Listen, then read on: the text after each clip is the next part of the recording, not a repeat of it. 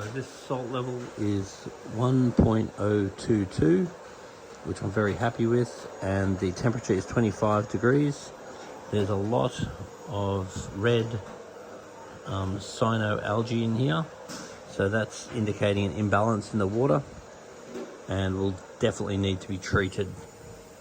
So with these test results, the KH is a little bit on the high side, so I'll turn the KH down. pH is slightly low but good. Phosphate's 0. Calcium is a little bit high. Magnesium is a little bit low. And nitrate is 1.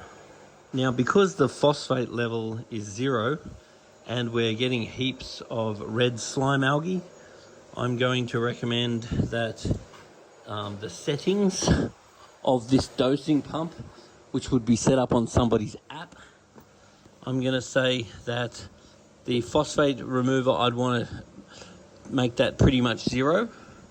Bioenhancer would be okay. CFA, that would be okay. I'm going to top up the magnesium now because your magnesium's running low. We need that increased.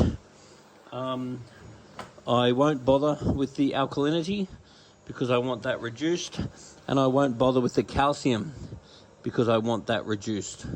So this will have to be set. You'll have to pay attention to magnesium, and you'll have to turn off the phosphate remover. Actually, I might just do that, just so temporarily the phosphate remover is not going in, because we want to get a bit of phosphate so we can create a bit of balance.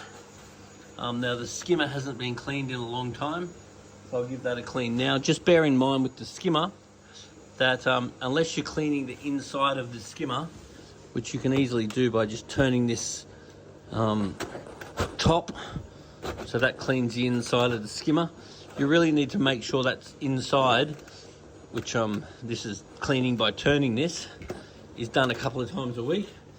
Now the roller mat isn't due to be changed yet because there's still a bit left on there, and that will all need attention ASAP.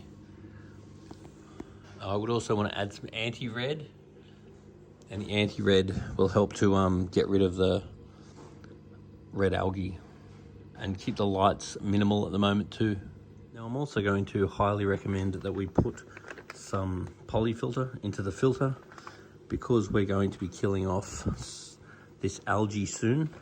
Then having the polyfilter in is really good for removing any of these residual toxins. You will have to read the instructions on whatever product you use for removing the red slime, because the polyfilter may need to be removed while you're treating, but then I would put it straight back in once you've finished treating. The other thing I'd highly recommend doing in this tank as well is sending off a ICP test just to find out if there's anything else that could be involved. So that's a recommendation. The other thing I would want to make sure right now is that the main food you are feeding, I would want probiotics to be your main food you're feeding right now, because we want to keep the nutrients nice and low while we're fixing this red slime problem. Red slime is very easy to fix once you identify the imbalance and you fix it, and you treat it with a anti-red slime product. I'm just doing a gravel clean. Just going to try and remove off some of this red slime algae. Now, because this sand's super fine, it's actually really hard to siphon out the slime algae, because you've got to keep kinking the hose, because only a small amount of water can actually pass through the gravel cleaner when you've got such fine sand, or it literally just sucks all the sand out. And I would be inclined to probably let a little bit of the sand get sucked out. Then when you do need more sand, because the sand is inevitably going to break down over time and some of it will be lost, I would probably go for a slightly coarser, like 0.5 mil or 1 mil, because I'm really not a big fan of this super fine stuff. It's much harder to clean. It also goes anoxic much easier, and I'd be wanting to make sure that if this was my tank, I'd want to have plenty of cleanup crew. I'd want Strom snails and sand sifters and things to keep this sand nice and turned over, because I would not be wanting especially in sort of low nutrient environments. I would not be wanting this to go anoxic.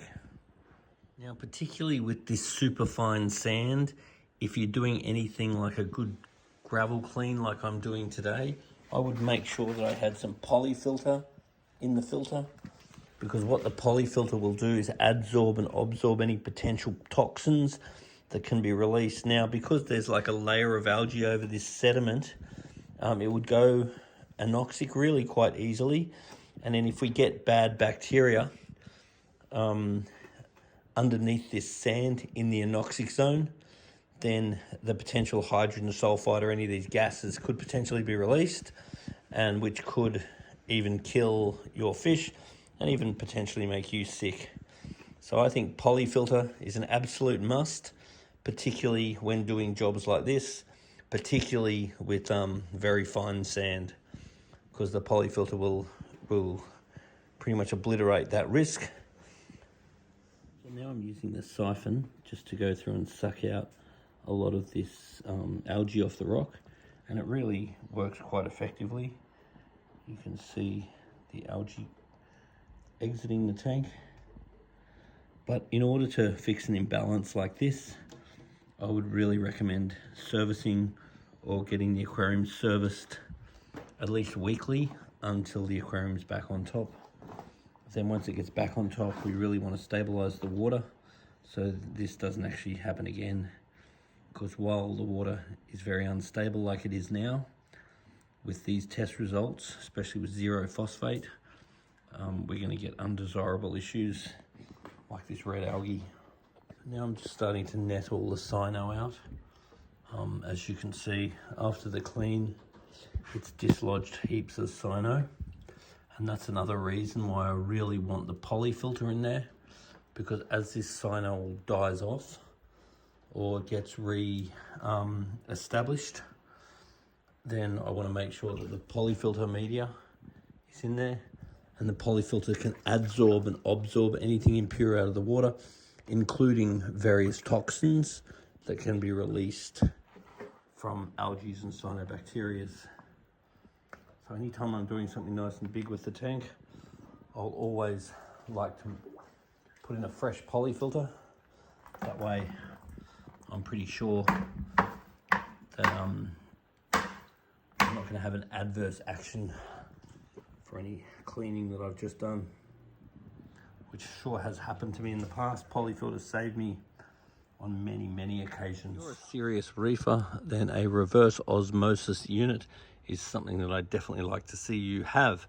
Now, what the reverse osmosis unit does is separate the tap water from any impurities. So therefore you can have the RO go into a drum that can collect the RO, and then you can have the wastewater go off to the garden. And that means you're getting nice pure water for your aquarium. Maybe that PowerPoint could get stashed in there. Now these Cade tanks are great because they've got the auto top up in the back, which I've just filled up. Very convenient. Doing a water change, I'm actually blowing the reef. So I'm blowing all the cyano off the rock, and then I'll get the fine net and try to proceed to scoop a lot of that cyano out, because I'm a big fan of using your water flow when you're returning the water back to the aquarium to flush, particularly the back, agitate the sand at the back and really blow water through the back of the reef and try and dislodge any crap that might be in there. Look at that. When you clean your skimmer, it will often over skim. And I've not changed the settings of this skimmer at all. But the thing is, when you do clean your skimmer and you haven't cleaned it for a while, the way that it's set is probably not to remove a lot of absorbate, but then you clean it and then it will froth up like crazy like this. So what I'll do is just turn that outlet, open it up a little bit, and then that will just need to be checked over time.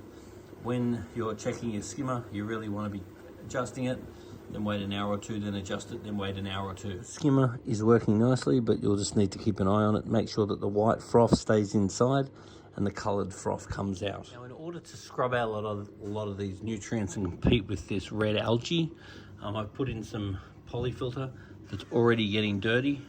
I'm also going to add some organic FX because that's a great way of polishing the water for nutrients algae. So it just comes in a nice bag like this. I'm just going to slot that in there, and then hoping the water is going to pass through that on its way out. And then after a while, this will need recharging. So we've really got to get on top of this aquarium now, because with these sorts of instabilities that are in the aquarium, there's no way corals are going to go well. We need to stabilize these instabilities in order for this tank to thrive in any manner that that we desire. But I would highly be recommending weekly servicing until this is under control, and make sure your fish aren't skinny. Like this fella here is very skinny, so you might need to feed a little bit more.